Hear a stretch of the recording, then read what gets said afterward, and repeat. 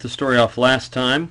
Didn't quite get to the end of last time's reading, but anyway, when we left the story off, um, Jacob had met Rachel. We know how he ends up being tricked into marrying Leah, and then he gets to marry Rachel, and they have all this contention and lots of children and all sorts of things, and he gets more and more wealthy as the Lord blesses him, that his wages keep increasing, and he gets lots of cattle and so on, and that keeps going well for him until eventually his father-in-law becomes jealous that he's getting so much of the livestock that there starts to be a problem. So the Lord tells Jacob it's time to go back, and that's in chapter 31, Genesis 31. So Jacob will go back then. And as he leaves, we have Rachel taking with her some of her father's idols. I'm not sure that Rachel ever, or Leah and their children, ever figured out that they were supposed to worship only Jehovah. They seem to have this problem with idols to the end of their life, and that's the problem that the children of Israel will always have, is worshiping both Jehovah and false gods, and that seems to be a problem that Jacob's children had. In any case, she takes these idols with her, and oh, you can't quite see it on where I did the map on this video, so I might stop this video and start another one. Alright, we continue on with our story, and as you know, I've made all these maps, and so of course for our story there's a map for that. As Jacob flees, he is caught by his father-in-law somewhere around here. It says, it's a little cut off for you, but it says Ramoth Gilead, which means the high place of Gilead. That's probably the Mount of Gilead, which is where Laban catches up with Jacob, and he finds, or he wants to find these idols, or these figures that have been taken, but Rachel cleverly pretends that she's having her period, and she gets away with taking these little idols with her. And so Jacob gets a little respite here. When he gets down here, he's going to have to worry about his brother killing him. When he was up here, he was worried about his father-in-law catching up to him and being mad with him. So he gets this little short ways where no one's trying to kill him. It's quite pleasant for him, I'm sure. Anyway, he comes down the same way his grandfather had, Abraham, through Jershon. It's not mentioned, but I would suppose he goes that same way. We know he does come out through the Jabbok River.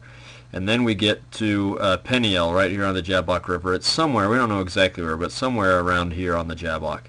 And has this amazing story of wrestling with the angel that we will talk about in detail. But I thought I would show you a few pictures of the Jabbok River. So here you can see it winding its way through these mountains of Gilead. Here's another picture where you can kind of see that, and here are some close-ups of the river where it gets down a little bit lower. This is actually not far from Jerash or Jershon, where these pictures are taken, just so you can get an idea of the terrain where he had this amazing experience. It's worth reading Nearer My God to Thee, which is a song that really is written largely about that. Or using that as an idea for helping us. In any case, after his experience, he then meets Esau, and he is reconciled with Esau. He stays at Sukkoth, works his way across the Jordan.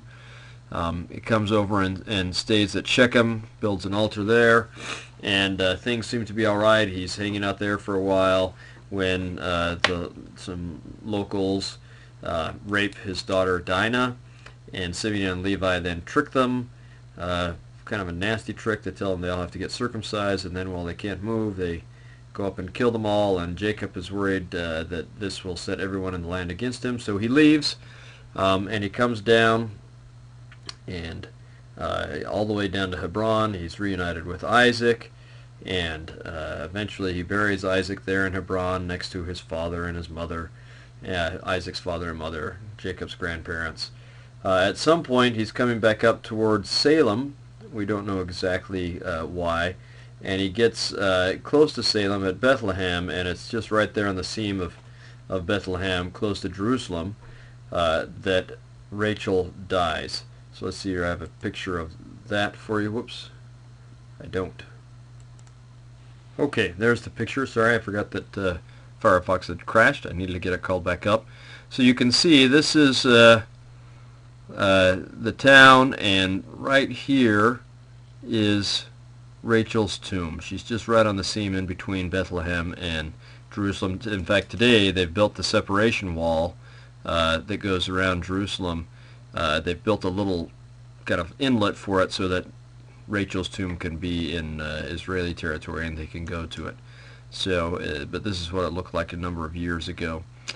We're almost out of time on this, but eventually they're down here and God has him take his family back to Bethel, and they purify themselves and they have a temple experience there, and they make their covenants in the same way that each member of Abraham's family so far that has been born in the covenant still has to make the covenant themselves.